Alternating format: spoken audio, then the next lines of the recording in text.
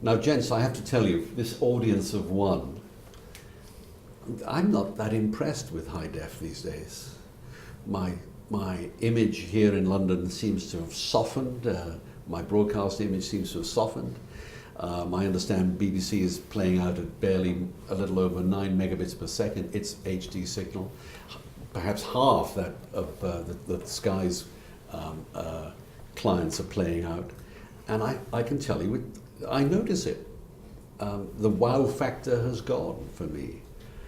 Am I fair with this point of criticism? Come back to you, Carl. I think operators are all having to make their own choices as to what the right operating point is from a bitrate perspective and what their picture quality and everything else is, and that's a balance, I think, between distribution costs, getting that channel onto as many different platforms as possible, be it cable as well as IPTV, plus the traditional terrestrial and satellite platforms as well, so it's a big balance. Certainly what we've seen, for example, from America, where high definition has been more widely available for more than 10 years now, is very much a large increase in channel count and channel availability in HD, but obviously the bit rates have dropped at that same time to make that possible. So certainly in the US, they're driving even lower bit rates than we're seeing here in the UK market right now. Well, 6 and 8s. Yeah. Yeah, but what we're seeing now is the overarching consumer demand for give me all my channels in HD, and that's what the operators are very much trying to provide in the US market now. And the wow factor in the American market happened 10 years ago when HD first happened in that market, and now it's transitioned to give me all my content in HD from my big screen, and we're sort of starting to go through that same transition here in the UK. Frightening. Ian? I mean, on the bitrate issue, I think that a lot of regional differences existed, whereas in the US they were they are very aggressive in terms of the bitrate, 4 to 6 meg. In Europe, you get the moderate use, 8 to 10 megabits. And I mean, FreeSat was a wonderful example because when it was first launched up at about 16, 17 megabits, that there will always be a kickback when you get more realistic in terms of the bit rates, and it drops down to 9.7. And I think the big challenge now is that, as we were talking in the previous question about HD production, there's a clear remit for it at the top end, premium content, movie and sports content. And I think that the door is open to broadcasters to introduce higher frame rate 1080p to basically counter the criticism. And there's a genuine battle going on between HD broadcast and Blu-ray as to sort of which actually achieves, if you like, the connoisseur eyes in the home. Yes, yeah. And I think that what's happening now is that it's very much the floodgates are open now, and the realities of people having to deal within bit budgets, because the BBC were in a very fortunate position when they first launched, with FreeSat. And it was a terrific example. The pictures were fabulous. And I think now, a lot of broadcasters are now seriously looking for the next level of HD encoding performance to, if you like, regain that ground. And I think it'll partly because of come through encoder improvements. We're now getting onto more mature H.264 encoders, partly from sort of a renewed activity in statistical multiplexing to basically get more out of less. So Maria, I don't want to pose questions to you that you're not in any way comfortable to respond to, but you're there again at the sharp end. You've got to write the check every month or whenever it is, and it does matter. Cutting back from an 18 or a 20 megabit per second to a 9 allows you to put 2 channels on that same service. So commercially, it is crucially important to you. But to what extent do you like to hold on to that quality element?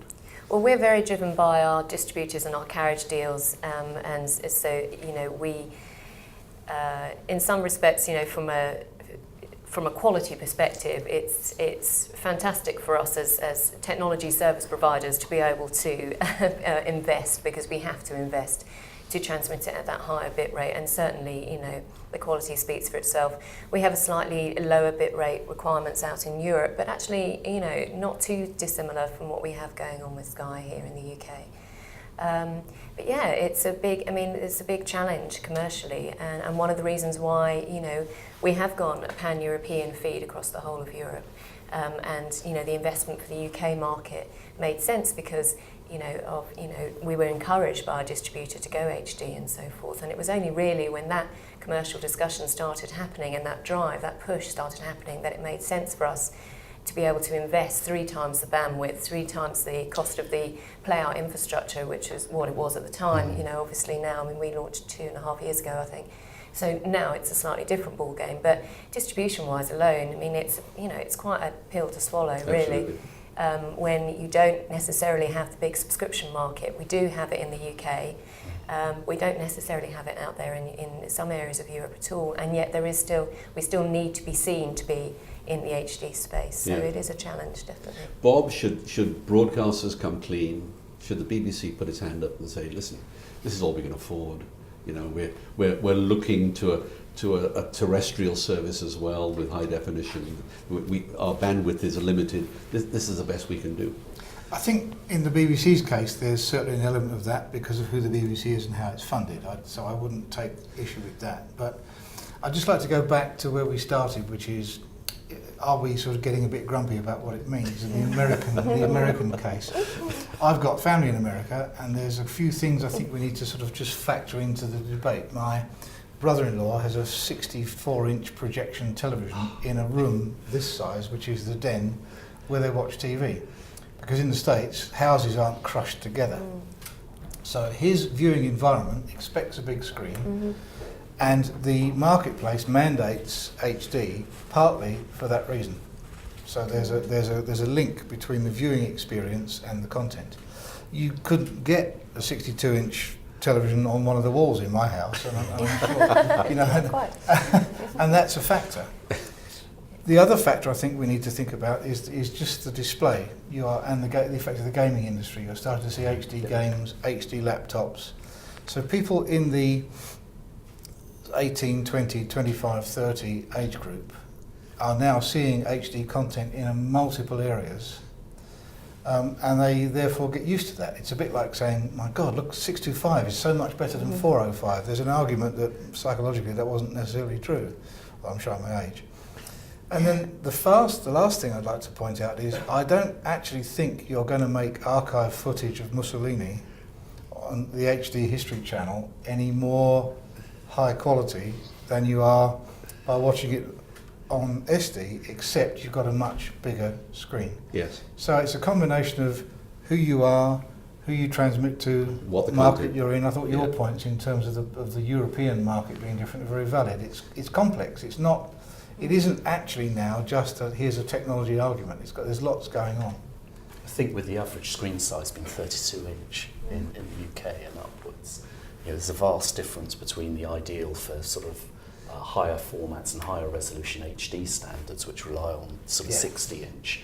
And I think that all of the criticism that's come keeps us honest, because it is those critical viewers have now transferred to HD and they get a prominence in it, and it's right that we pay attention because that preserves the standards. But I think you sort of have to take a median view on it and say, you know, what are people viewing? And there's always this battle between breadth of content versus quality. Yes. And I think that's what this is showing. I'm sorry, in the early days of MPEG-2 compression, I remember all the theoretical arguments about, well, cartoons are easy to compress, anyone can do that. And my God, think of the artifacts you'll get on music videos. But what happened was some of those artifacts added to the enjoyment, and the eyeballs that were watching didn't notice. I spent hours in EBU meetings watching the same piece of test content going, oh yes, artifacts, but the truth is...